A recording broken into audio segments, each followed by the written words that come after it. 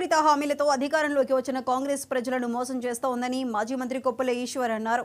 Peddapalli BRS కార్యాలయంలో మాజీ మంత్రి కొప్పుల ఈశ్వర్ మీడియా సమావేశం నిర్వహించారు. ఈ సమావేశంలో మాజీ ఎమ్మెల్యేలు దాసరి మనోహర్ రెడ్డి, కోరకంటి చందర్, పుట్టా మధుకర్, బీఆర్ఎస్ శ్రేణులు పాల్గొన్నారు.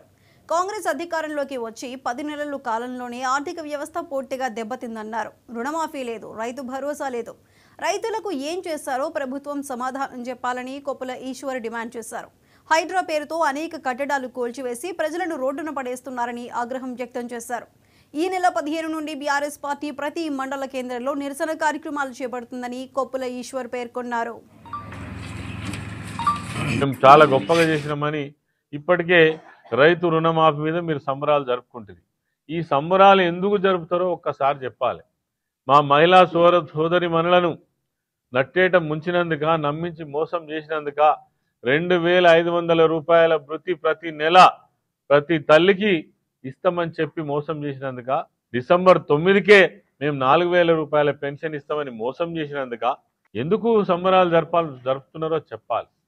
ఇలా హైడ్రా పేరిట హైదరాబాద్ నగరంతో పాటు వివిధ జిల్లా కేంద్రాలలో అత్యవసరం ఉన్నట్టు ఇలా ఇల్లు కూలగొట్టకపోతే ఈ ప్రభుత్వం నడవనట్టు తెల్లారనట్టు చేస్తుంది కదా ఈ ప్రభుత్వం, ముఖ్యమంత్రి.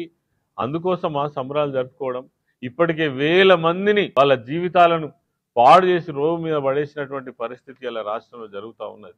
కొనుగోలు కేంద్రాలలో ఇప్పటి వరకు వడ్డు రాలే. పచ్చి వడ్లు అమ్ముకుంటున్నారు 1800కు. సన్న వడ్లకు 500 రూపాయలు బోనస్ ఇస్తామన్నారు. సన్న వడ్లు తెచ్చేటోళ్లే లేరు. ఇలా మిల్లర్లకు అమ్ముకుంటున్నారు.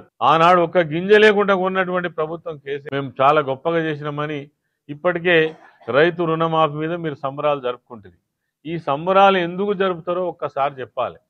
మా మహిళా సోదరి మనులను నట్టేట ముంచినందుక, నమ్మించి మోసం చేసినందుక 2500 రూపాయల వృత్తి ప్రతి నెల ప్రతి తల్లికి ఇస్తామని చెప్పి మోసం చేసినందుక, డిసెంబర్ 9కే మేము 4000 రూపాయల పెన్షన్ ఇస్తామని మోసం చేసినందుక ఎందుకు సంబరాలు జరుపుతున్నారో చెప్పాలి.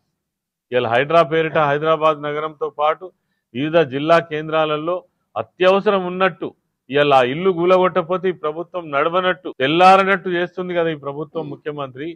అందుకోసం ఆ సంబరాలు జరుపుకోవడం. ఇప్పటికే వేల మందిని వాళ్ళ జీవితాలను పాడు చేసి రోడ్డు మీద పడేసినటువంటి పరిస్థితి ఇలా రాష్ట్రంలో జరుగుతూ ఉన్నది.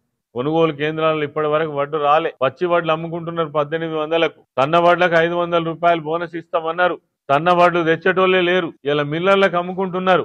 ఆనాడు ఒక్క గింజ లేకుండా ఉన్నటువంటి ప్రభుత్వం కేసీ మేము చాలా గొప్పగా చేసినామని ఇప్పటికే రైతు రుణమాఫీ మీద మీరు సంబరాలు జరుపుకుంటుంది. ఈ సంబరాలు ఎందుకు జరుపుతారో ఒక్కసారి చెప్పాలి.